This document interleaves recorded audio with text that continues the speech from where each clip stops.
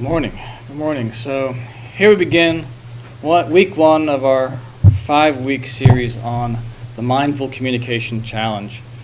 And each week the focus is a certain parable, and Jesus usually outlines these as saying, and the kingdom of heaven is like. And the kingdom of heaven is like a man who goes out and sows his seed. And I think the idea behind the organization of this program is to help us bring a little bit of heaven on earth, so that if we do these things that are described as being like heaven and we do them here, it'll make this world a better place. And so this first week, in regards to communication, is about listening and being a good listener. That's where good communication starts. If you can be a good listener, you can perhaps do some of the other things too, but it starts with listening. And hence this parable about the sower. And now as a male, I have been accused at times of not being a good listener. And I think this is a fate that befalls many of my gender, of being told we're not good listeners. And I think part of the crux of that problem is that I am a self-described unitasker.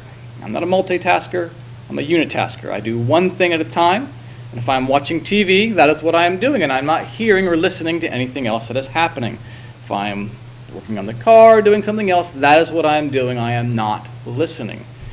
And the reality is also that despite the fact that I'm a unitasker, there are at times, I know many of you don't have this problem, but there are times when I just don't want to listen.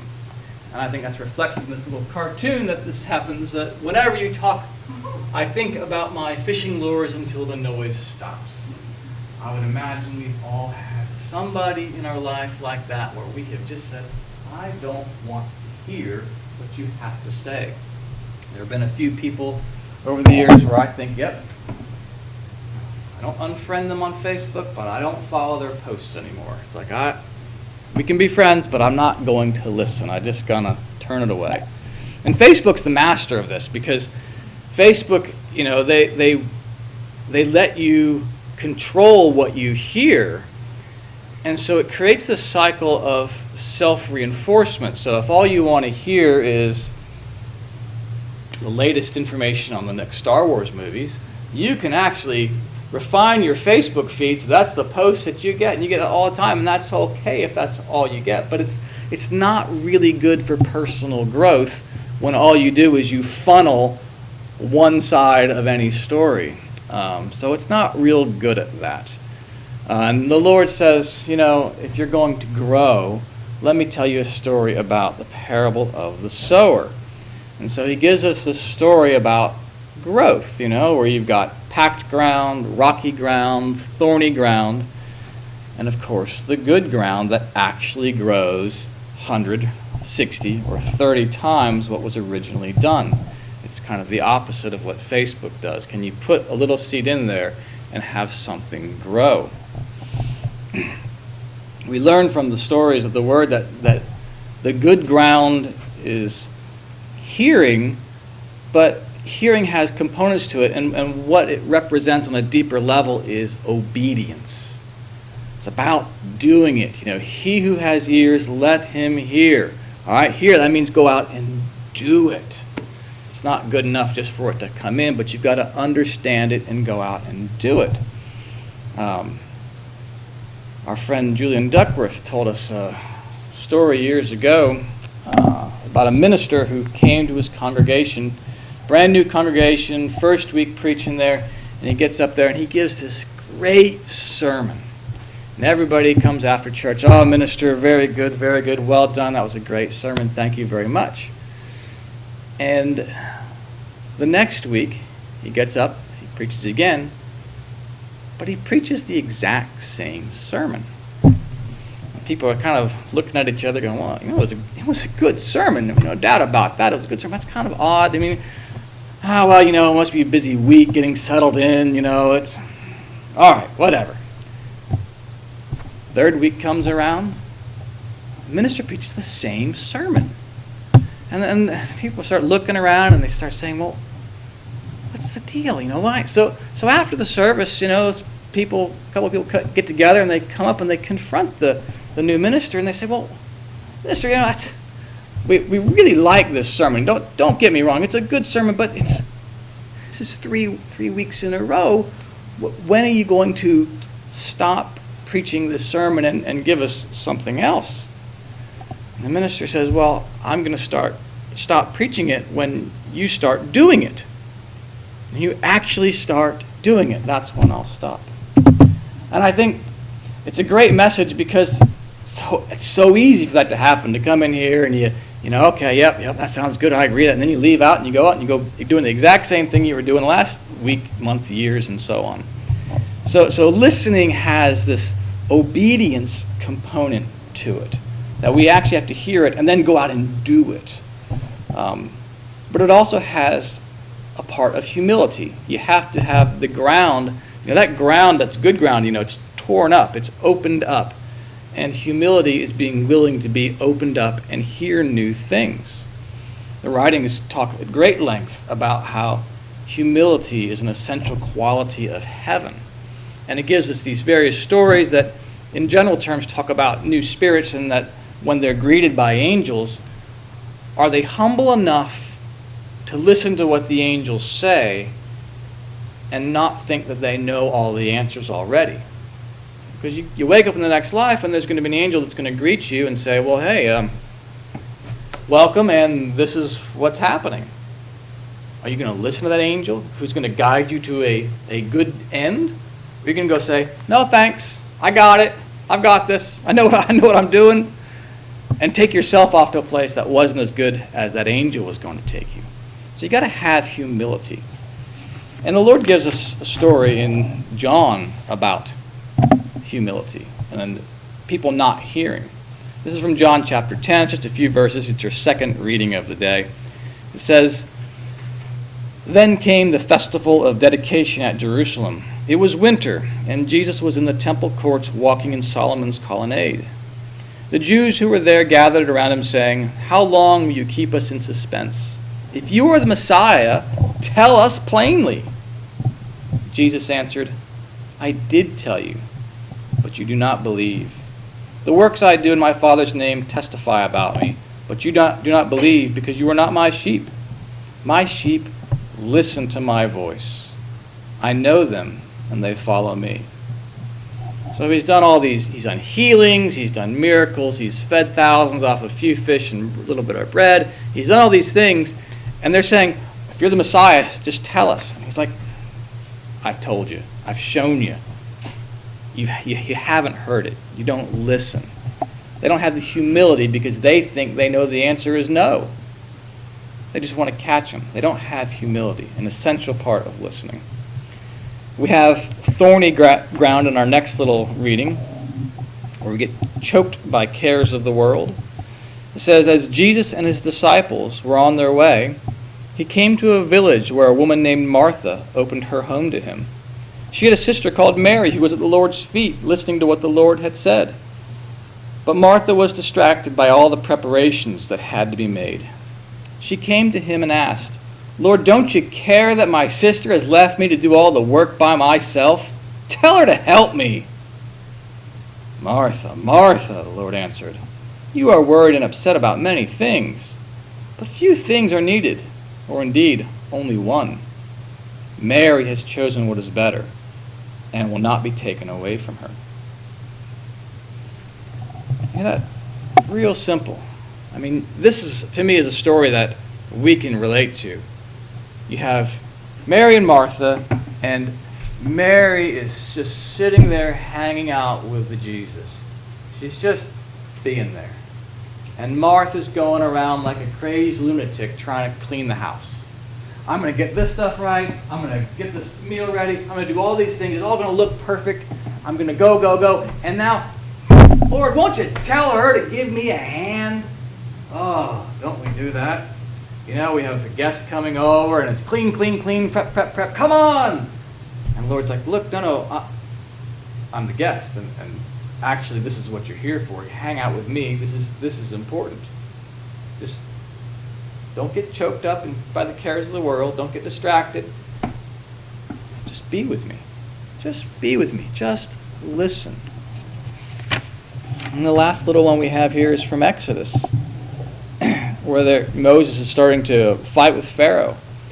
He says, the Lord says, I will bring you to the land I swore with uplifted hand to give you to Abraham, to Isaac, and to Jacob. I will give it to you as a possession. I am the Lord.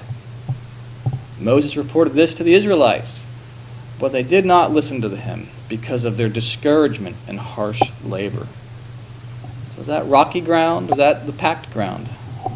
It didn't seem to have much spring up, but they don't listen because of other things going on in their life, their discouragement and harsh labor.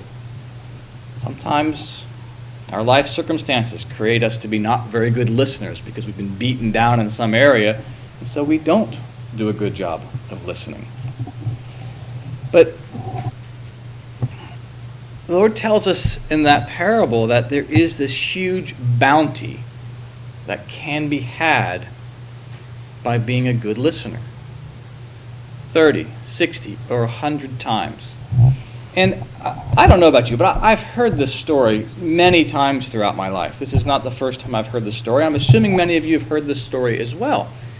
And when I think about a bounty and a return on this idea of listening, frankly, that was hard for me to really get my head around. All right, I'm going to be a good listener. I'm going to go and I'm going to listen to somebody, and that's going to be this huge return. And it seemed a bit of a stretch. But as I was researching around listening this week, I came across this story. It's called The Boston Miracle. And I drew this out of a couple interviews. Most of it's a TED Talk. But I'm going to show you a couple clips here from Reverend Brown, who was a preacher in Boston. Now, at the time this happens, he's probably about 25 years old. So he's a bit older now. You'll see in the video he's not 25 now. But when this happens, he's 25. So kind of keep that in mind as you're hearing him talk. So here we go. Here's our first little clip. Things were out of control, and I didn't know what to do. And then something happened that changed everything for me. It's a kid by the name of Jesse McKee, walking home with his friend Roberto carry-on to the housing project down the street from my church. He met up with a group of youth who was from a gang in Dorchester, and they were killed.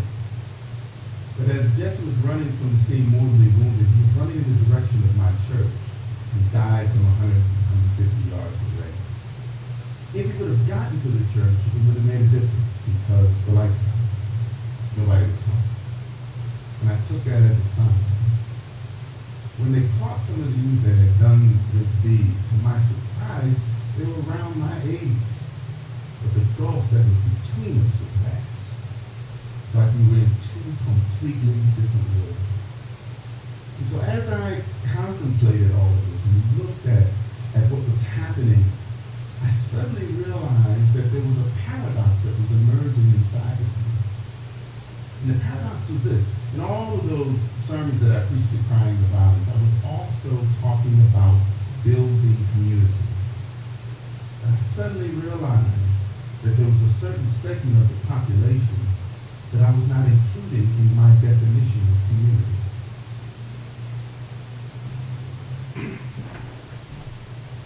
So, Boston's very violent this time, and this young man dies. So he's trying to figure out how to combat this violence. And so, as he tries to expand his idea of what community is, and he says, well, I'm going to start volunteering at a high school, local high school. Get these people who are on the fence of violence, and I'm going to bring them back in. But he finds that not really doing anything. And he volunteers at another organization. Still not getting a result.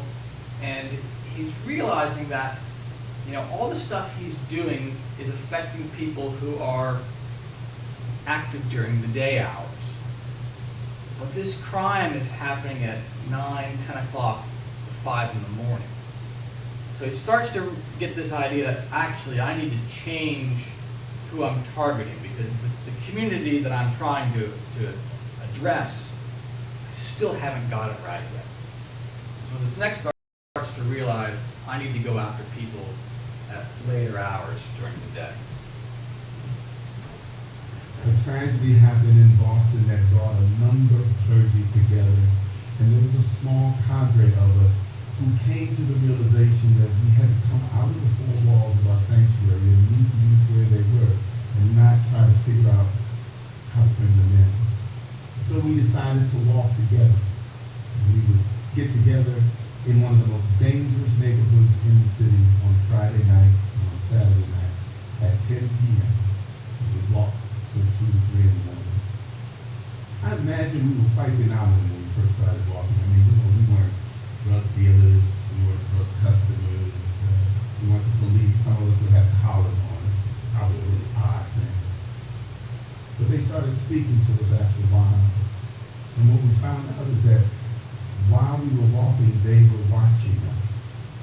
And they wanted to make sure of a couple of things. That number one, that we were going to be consistent in our behavior. That we would keep coming out there. And then secondly, they wanted to make sure that we weren't out there to exploit them. Because there was always somebody who would say, they were going to take back the streets. But they would always seem to have a television camera with them or a reporter. They would enhance their own reputation to the detriment of those on the streets. So when they saw that we had none of that, they decided to talk to us. And then we did an amazing thing for preachers. We decided to listen and not preach. Come on, give it up for us. Come on. You're cutting into my time now. But it was amazing. I mean, we said to them, we don't know our own communities after 9 p.m. at night, between 9 p.m. and 5 a.m. But you do. You are the subject matter experts, if you will, of that period of time. So talk to us, teach us, help us to see what we're not seeing, help us to understand what we're not understanding. And they were all too happy to do that. And we got an idea of what life on the streets was all about. Very different than what you see on the 11 o'clock news.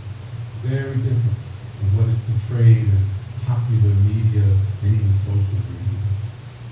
And as we were talking with them, a number of myths were dispelled about them with us. One of the biggest myths was that these kids were cold and heartless and uncharacteristically bold in their violence.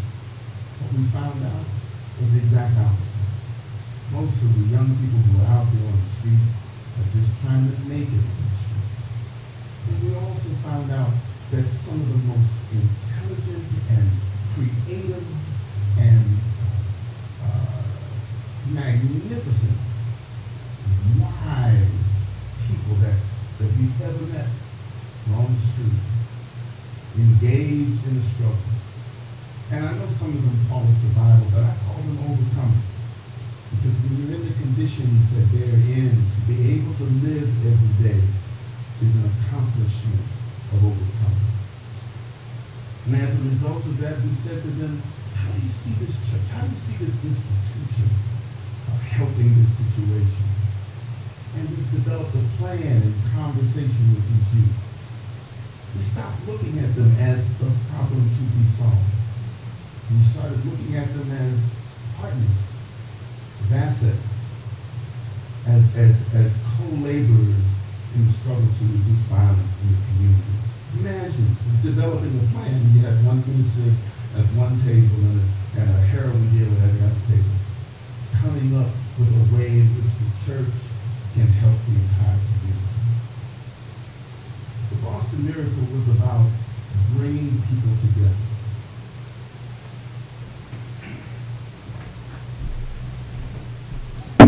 It's a pretty amazing story when you think about it. Because by them starting the project of listening to these people, they reduced violence in Boston by 79% over a 10-year period. Number of years. 79% is a lot of violence reduction. And it starts because they were good listeners. Not only did they say, how can we work together? But then they said, how can the church help? How can this? And they kept going and asking the questions as to how we can be partners in this project of making it better. It's a big deal, listening.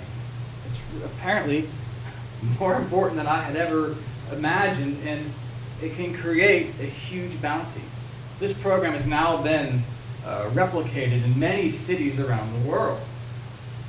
So when I hear the Lord saying, we get that good soil and you get 30, 60, 100 times the return, and I hear a story like that, and I go, yeah, I believe it. I believe it. Because this isn't made up. He went there and honestly, justly, and sincerely went out to listen, to say, tell me your story. How can I help? And that's the challenge we have in this mindful communication challenge, is to listen to the people that we do know. Not having to go out at 10 o'clock at night in the most dangerous part of the city. People that you do know. Ask. Listen. God gave you 2 ears and 1 mouth. Use them in proportion, right? So that's the challenge for this week, is to develop your listening skills and see if you too can find that massive bounty of 30, 60, or 100 times. Amen.